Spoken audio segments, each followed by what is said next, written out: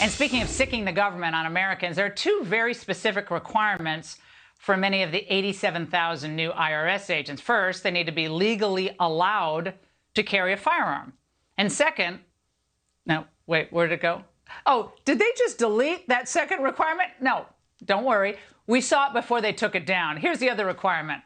Be willing to use deadly force if necessary. Joining me now is Kentucky Congressman Thomas Massie of the Judiciary Committee. Congressman, the press is trying to spin this. The Biden administration's narrative is horrible. This has completely backfired on them this week.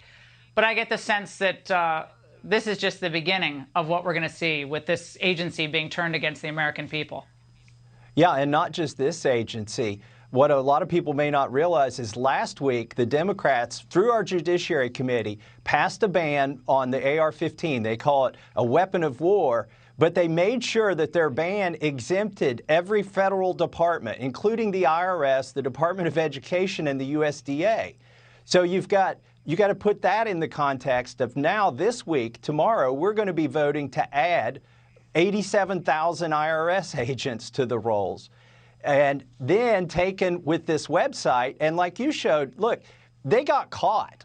They had this on their website. I went and looked at the Internet Archives. They put it up since Biden became president, that you must be willing to do deadly force, to exert deadly force. And they just took it down yesterday because they got caught recruiting that way. And by the way, Laura, I've talked to people who spent their life in law enforcement. They said this is the last thing you would put in a job posting. You get the wrong kind of people. If you say you want to kill people, join us. I mean, the Border Patrol can't even use deadly force pretty much, right? So Border Patrol, no, but the IRS, yes. That's a twisted world we're living in. Now, the new ATF director actually sat down with CNN today. Watch this. He sat down with CNN to discuss the litany of threats his agents are trying to counter from coast to coast, including a rise in violent domestic extremism. I think the first thing we need to do is to be honest about the fact that we have a problem. But I will tell you, it's gotten more bold, more brazen, and more violent. Your response to that, we apparently have a massive domestic terror problem in the United States, and they all just happen to be Trump supporters. Congressman.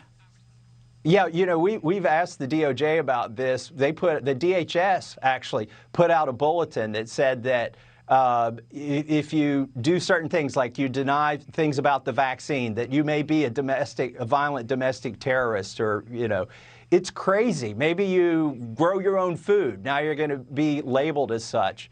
It's crazy what can put you on this list, and I think it's dangerous.